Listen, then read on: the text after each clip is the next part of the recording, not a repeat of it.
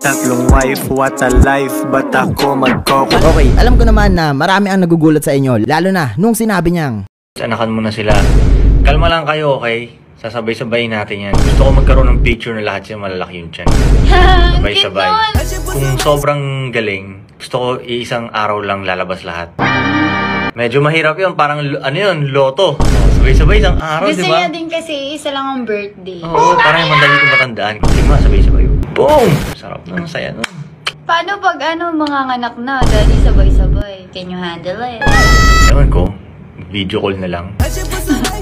Zoom meeting. Pero bago natin sabihang malapit na tong hype na to sa tinatawag na kulto, ay ipapaliwanag ko muna kung ano nga ba ang tawag sa relasyon na ito at kung tama nga ba ito o mali. Ang relasyon na meron sina Bugoy na Koykoy ay tinatawag na group project, polygamy. At ito ay nahahati sa dalawang sektor na kung tawagin ay polyandry at polygyny. Ang polyandry ay isang babae na kasal sa maraming lalaki, habang ang polygyny naman ay isang lalaki na kasal sa maraming babae.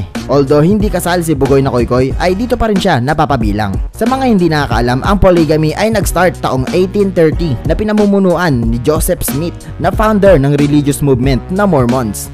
Also, kaanib din sa relihiyon na ito si Brigham Young na second president ng Mormons na may total of 56 wives. What a life. During his lifetime. Well, pumapasok din sa usapin na ito ang relihiyong Islam o Muslim. However, ang kaibahan naman nito ay hanggang 4 lamang na babae ang pwede mong pakasalan. At sa mga nagtatanong kung Muslim si Bugoy na Koykoy, the answer is no. So, bakit niya pala ito ginagawa? Tinanong mo ba't ganun ako? Kaya ko kasi. Well, ayon sa aking research, napakadami din talagang gumagawa nito all over the world kahit na hindi naman miyembro ng mga nabanggit na relihiyon. Panoorin natin. Eu tenho 8 parceiras de vários amores. Husband Brady gives his wife Polly a kiss on the cheek. A few rooms over, a quick cuddle with wife Rhonda. Then, a smooch for Robin. Another for Rosemary. And finally, wife number 5, Nani. Pakinggan naman natin si Bugoy na Koykoy. Ito ang schedule. Kanyari may tatabihan ako ngayon.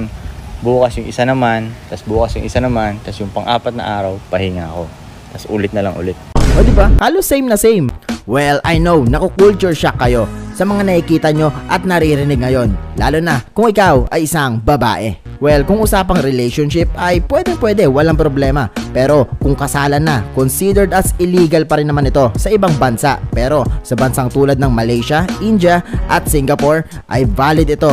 At I guess pwede kayong ikasal ng sabay-sabay. So the question is, sa tingin mo, tama nga ba o mali? The answer is, walang tamang sagot. It's all up to you. For me, wala akong nakikitang mali. Unang-una dahil hindi naman sila kasal and according to Bugoy na Koykoy ay legal age naman daw ang mga kinakasama niya.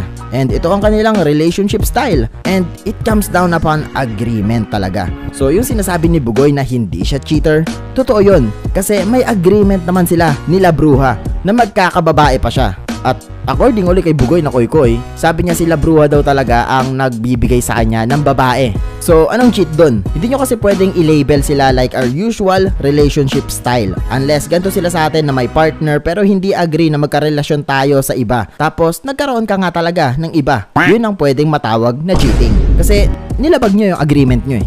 And masingit ko lang uli no, hindi lang 1830 ito nagsimula. Mababasa na natin sa mga Bible yan na maraming mga hari ang may ganyang setup.